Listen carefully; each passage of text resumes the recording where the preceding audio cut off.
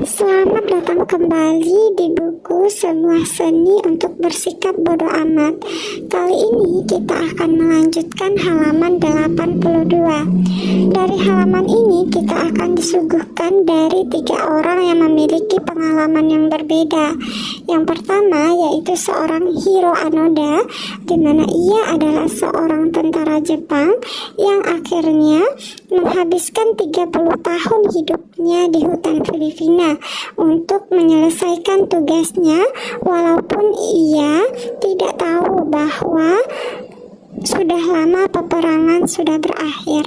Namun ketika ia menyelesaikan tugasnya dengan menghabiskan waktu 30 tahun ini, ia merasa senang dan telah menjadi seorang prajurit yang setia.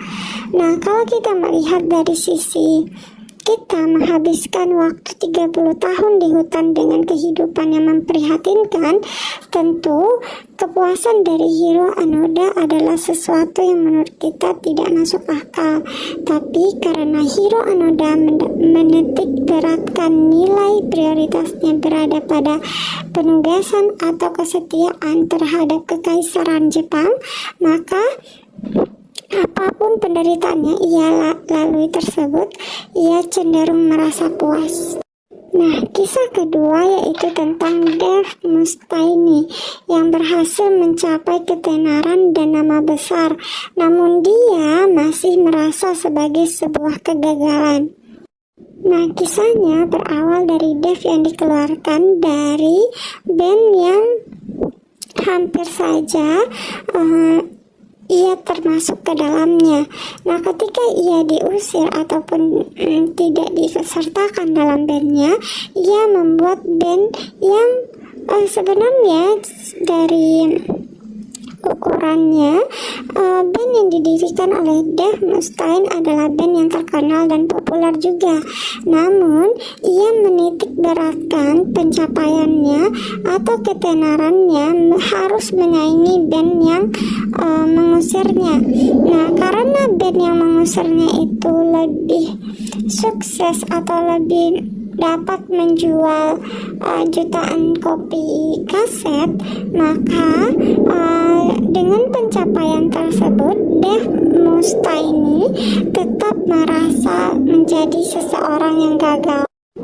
Nah, kemudian kisah yang ketiga juga terdapat kepada seorang musisi yang diusir atau tidak disertakan dalam penandatanganan kontrak mereka, yaitu Pete Best.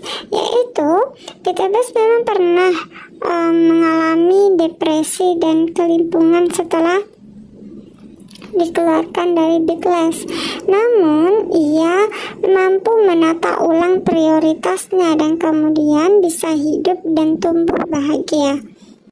Nah, dari 3 kisah ini kita dapat mengetahui bahwa setiap orang mempunyai standar nilainya masing-masing.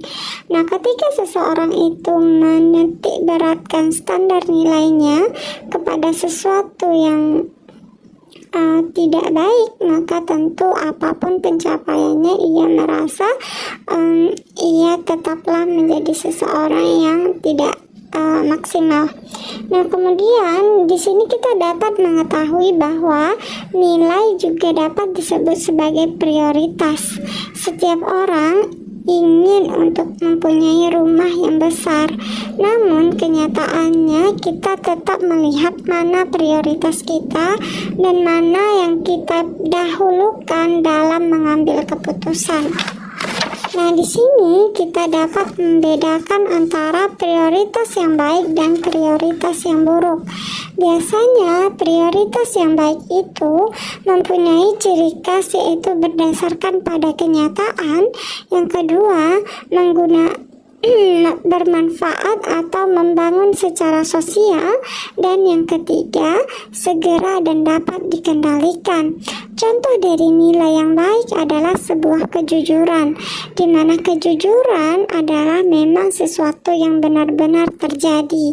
Dan walaupun kejujuran itu adalah sesuatu yang terasa menyakitkan, namun kejujuran akan tetap memberikan nilai sosial yang bermanfaat. Selain itu, Ketika kejujuran itu disampaikan, tentu ada penyegeraan dan dapat dikendalikan.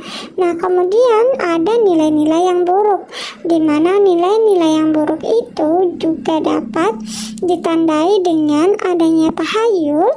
Yang kedua, merusak secara sosial, dan yang ketiga adalah tidak segera dan tidak dapat dikendalikan.